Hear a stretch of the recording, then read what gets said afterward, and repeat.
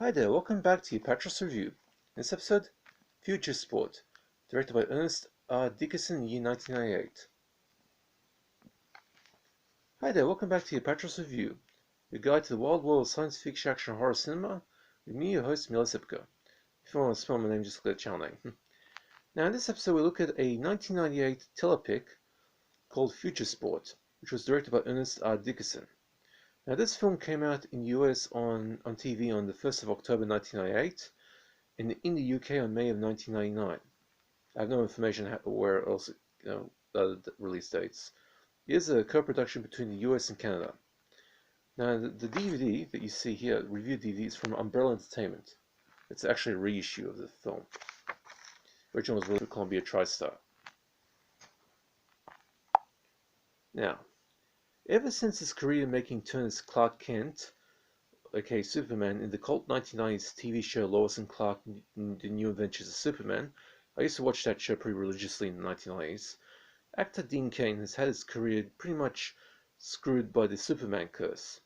In fact, that curse bent Cain's career over her hairy knee and fucked it up the backside so bad that Dean Cain was stuck doing B-grade action films and thrillers for the rest of his career. That being said, while most people tend to write off Cain as a bad actor and his films as junk, I'm on the contrary. I actually find his work much better than what most people tend to think. Dean Cain is actually a pretty good actor, and he uses his cocky attitude to his advantage in the roles that he plays. Nobody plays a cocksure jackass better than he. Futuresport, a Canadian-made telepic, actually was a co-production between the USA and Canada, from 1998 that had some serious financial backing. Its budget of $9 million was surprisingly big for a late 1990s telepic. And produced by actor Wesley Snipes, tends to be regarded as just another bad Dean Cain movie. I went into watching this with an open mind, the primary requirement for a film critic such as myself, and was actually surprised to find this is actually a pretty decent film. In 2015, in the film's storyline, the NBL collapsed after a massive points-shaving scandal derailed the sport, and star basketballer Tremaine Ramsey decided to try his luck at a new street game played in the Hood, where two 5-player teams move around on an arena on skateboards and baseball bats in order to catch a ball and toss it into the goal. In terms of Americans would call it, basically it's like soccer on skateboards. Originally designed by its Jamaican inventor OBK Fix, played by Wesley Snipes, has a peaceful solution for rival gangs to settle their differences instead of the usual drive-by and gun violence thing. The sport, thanks to Ramsey's patronage and a news report done by Ramsey's girlfriend Alexandra Torres, played by Vanessa Williams, the game becomes a huge deal and ends up turning into the biggest sport in the world. 10 years later, in 2025, the sport has evolved.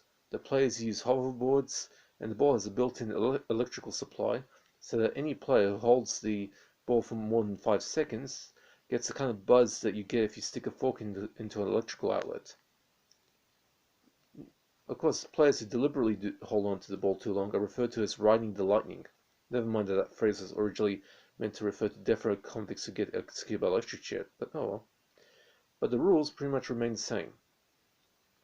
As the LA Rush, led by Ramsey, unexpectedly lose the 2025 championship to the Berlin Griffins, terrorists aligned to the Hawaiian Liberation Organization, or HLO, or as Ramsey refers to them as HELO, conduct terror attacks all over Hawaii and attempt to force the North American Alliance and the Pan-Pacific Commonwealth, which includes Australia by the way, into a war over the future of Hawaii.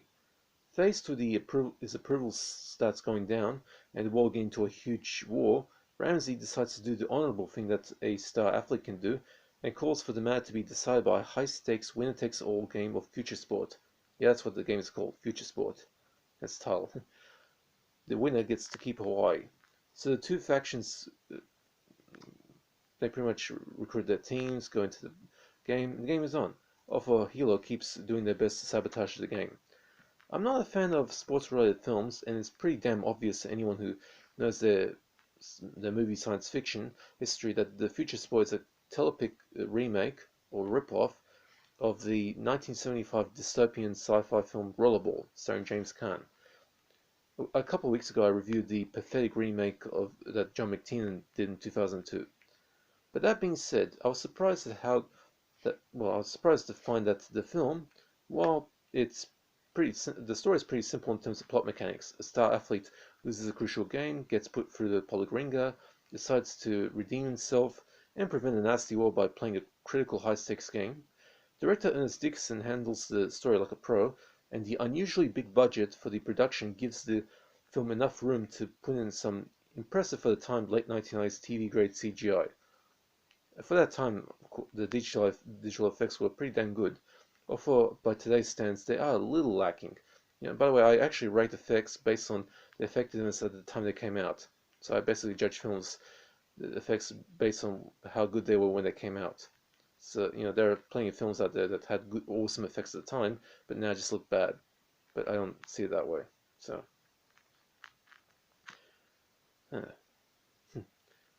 and yeah. Of course, as for acting, Dean Cain plays his role in his usual mode and carries the film pretty well. Although Wesley Snipes also has in a special guest star role, despite appearing at least a fifth of the film's running time, has a pretty fun time with a ridiculous Jamaican accent. Unlike the infamous 2002 remake of Rollerball, the sport in this film, despite the crappy name Futuresport, actually looks really easy to understand, and to go along with it, it's pretty cool. Indeed, if the world takes up the sport for real and it reaches Britain, we're going to have British future sport hooligans causing trouble. Yeah. Now, another thing is watching the film 4 years before its setting. I'm reviewing this in 2021, and so if you're watching this future, greetings from 2021, the second year of the coronavirus pandemic. And the film's story takes place in 2025, so it's basically 4 years in this video's future. Maybe I'll do an update on this film one day, I think. Oh, let's see. I found this film's depiction of the future to be somewhat semi-accurate. We don't have the offensively large advertising billboards that the film shows, but the popularity index, where celebrities and politicians get constantly updated approval ratings, is pretty damn similar to today's social media likes. So it's entirely possible that in 4 years' time, we will have the real-life version of popularity indexes. Hang on, I just realized something.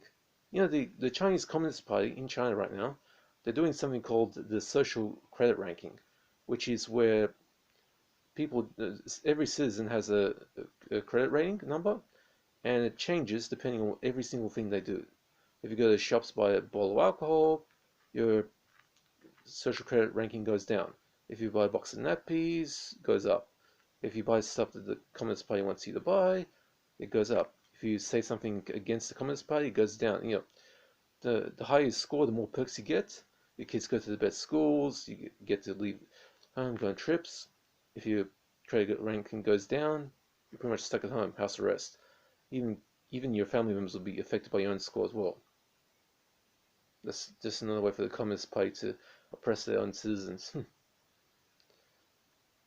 So in a way, it's Futuresport pretty much in a way was accurate about that, although not in the communist way. So, to be honest, Futuresport does get at some sort of accuracy in it. Interesting. Now, Futuresport pretty much gets a C+, 5 out of 10. It's a passable film, but the thing is, you have to take this film by its own terms and go into it with an open mind.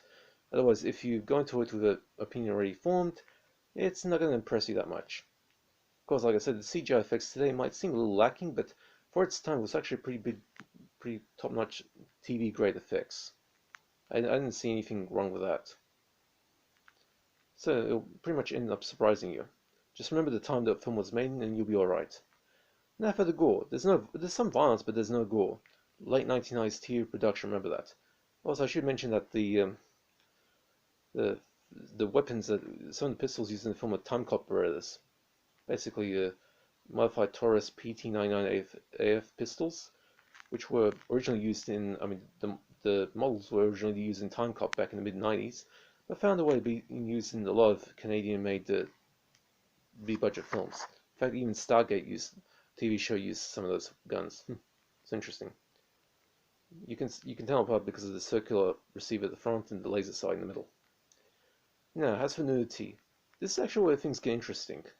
By the late 1990s, the TV film industry still had their rules in place, so it wasn't like Game of Thrones back then, which meant that nudity was pretty much forbidden. But for Futuresport, to feature two topless women in a hot tub for about 15 seconds in 1998, that must have been pretty much a shock to the TV execs of the day. I would love to have seen the look on the faces of young kids at that time who watch this film on TV and see two pairs of hooters. It's during the scene where Dean Cain checks his video messages and the Bowling Griffin's captain, who later becomes his teammate, pretty much sends him a message saying, "I beat you," with two topless women by his side in a hot tub. And by the way, those two women in the film they named Anita and Chantal. They're played by Melody Bennett and Julia Rhea. I'm saying that. They're both topless, and he's taking a dig at Cain for losing the game to him. They appear for about 15 seconds of runtime. So that's kind of interesting, noting the late night telepic. I was 13 at the time, so that would be cool. Now for the DVD.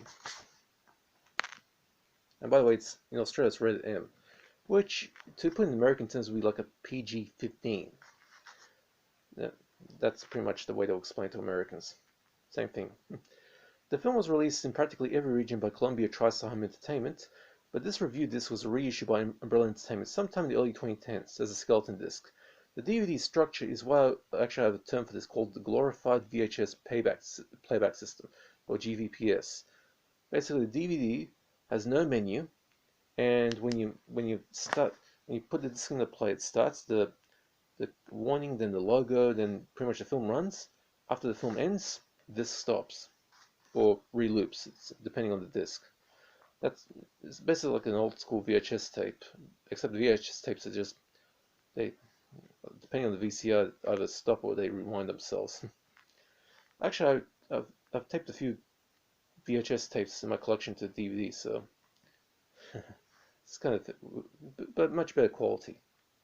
And right now, Umbrella's done a lot of discs that have that sort of playback system. I don't know why. I prefer menus on my discs. Now, as for picture, this film was actually an NTSC, and I'm actually one of the probably rare Australians who actually prefers NTSC over PAL. Here in Australia, we use the PAL system, the phase alternating line system, which is 576 lines interlaced, whereas NTSC is 480 lines progressive. And by the way, NTSC stands for National Television Standards Committee. And the thing is, by the way, PAL TVs can play NTSC. I mean, the current ones, the old CRT TVs have problems with that. Well, if you want to watch a PAL film on an American TV, you're going to have to see if your TV's compatible with it. The disc is multi-regional, so you can play in any region in the world, but you have to check your TV for the format compatibility. And there's no alright, first of all, the picture, it is an NTSC, but it looks pretty clean, nice. Although the credits have some sort of, like, just the resolution of the end credits is pretty bad for some reason. The English soundtrack, aside from that, it was a pretty good picture. The English soundtrack is in stereo of 192 kilobyte range, just like a minimum bit rate, but it's decent. I didn't have any problems with that. Also, there are English subtitles, but because there's no menu, the only way to access subtitles is basically press the subtitle button on your remote. And I suggest you do it as soon as the film starts. That way you don't miss anything. And there's no supplement, no extras, nothing. Like I said, it's one of those. It looks basically like a DVD version of a VHS, except with better quality. So yeah. Okay, and it's a surprisingly decent film. C+, give it Passable. If you want to get the disc, actually, you might want to try and get the older Columbia TriStar disc if you prefer to have a menu. If not, this ain't that bad.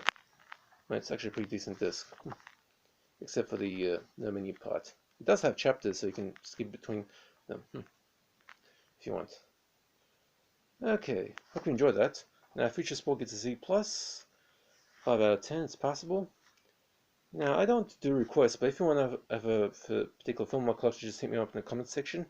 Also, if you have any questions about DVDs or And if you're into certain types of horror or sci-fi films and want to see if I have anything in that range, just hit me up in the comment section, and I'll let you know if there's anything in that bracket for this year or so. Okay, I hope you guys are staying safe. Enjoy yourselves, take it easy, and that's it for this review. See ya.